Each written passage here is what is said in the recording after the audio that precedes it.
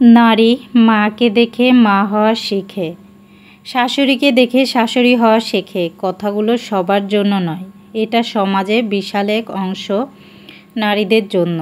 একটা মেয়ে অনেক স্বপ্ন নিয়ে শ্বশুরবাড়িতে পা রাখে। মেয়েটা নিজের বাবা মা ভাই বোন নিজের সকল সত্তা ত্যাগ করে আসে তার স্বামীর ঘরে। শুরু থেকেই কোনো মেয়ে শ্বশুরবাড়িতে এসে বেয়াদবি করে না। স্বামীসহ শ্বশুরবাড়ির সবার কাছে তার এতটুকুই চাওয়া থাকে, সবাই যেন তাকে একটু আদুরে গলায় কথা বলে, তার ছোট ছোট চেষ্টাকে অ্যাপ্রিসিয়েট করে। আর এই আশায় সে নিজেকে উজাড় করে সকলের জন্য খাবার বানায়, ঘর সাজায়, উৎসব পার্বণে নিজের পরিবার ছেড়ে তাদের সাথে সময় কাটায়। একটা সময় তাদেরকে বংশধর দিতে নিজের জীবন বাজি রাখে। নিজস্ব পরিবেশ ছেড়ে মেয়েটা একটা নতুন পরিবেশে নতুন পরিবারে আসে, খাপ খাইয়ে নিতে চেষ্টা করে।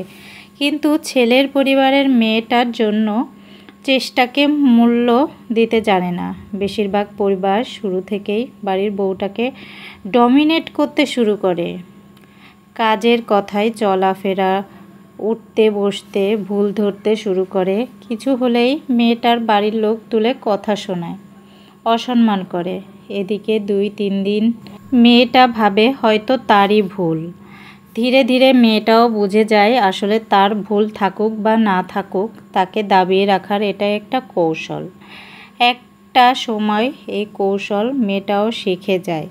সে তার সকল চেষ্টা শেষে করে দেয়, শুরু করে প্রতিদ্বন্দ্বিতা।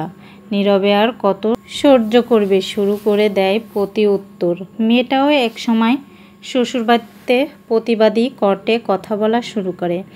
আর যেদিন মেয়েটা তার সকল সরল মন ছেড়ে কঠিন হয়ে যায়, সেই দিন ওই মানুষগুলোই তাকে বেয়াদব এর আখ্যা দেয়। আর কিছু কিছু মাঝে ভুক্তভোগী হয় ওই পরিবার নিজের ছেলে। সে না পারে পরিবারের ভুল বলতে, না পারে নিজের স্ত্রীর ভুল ধরতে। ফলাফল, ছেলেটার বিবাহিত জীবন নষ্ট হয়। যাদের কঠোর আচরণে মেয়েটা এমন হয়ে উঠল, তারাই তখন বলে মেয়েটা আমাদের সাথে থাকতে চায় না, আমাদের সাথে খারাপ আচরণ করে। অথচ চিত্রটা অন্যরকম হতে পারত। মেয়েটাকে একটু আদুরে ভাবে সবাই মিলে বুঝিয়ে রাখলে সংসারে পরিবেশটা কতই না সুন্দর হতো। একটা মেয়ে তার সব ছেড়ে আপনাদের কাছে এসেছে, তার জন্য সবাই মিলে একটু স্যাক্রিফাইস করে তাকে মানিয়ে নিতে সাহায্য করলে সেও আপনাদের মনের মতো হয়ে উঠবে।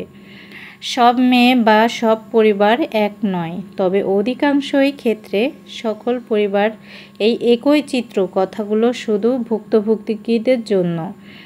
আসুন না আজ থেকে নিজেদের ভাবনাগুলোকে একটু একটু করে পরিবর্তন করি। আসলে কোনো মেয়েই বেয়াদব হয়ে শ্বশুরবাড়িতে আসে না, পরিবেশ পরিস্থিতিতে নিজেকে বেয়াদব করে তুলতে বাধ্য হয় অনেক সময়। তাই নিজেদের ভাবনাগুলো পরিবর্তন করতে শুরু করি এবং একটা সুস্থ স্বাভাবিক সম্পর্ক যাতে প্রত্যেকটা শ্বশুরবাড়িতে গড়ে ওঠে সেই প্রার্থনা করি। সকলে ভালো থাকবেন, সুস্থ থাকবেন, আর ভালো লাগলে ভিডিওটি শেয়ার করবেন।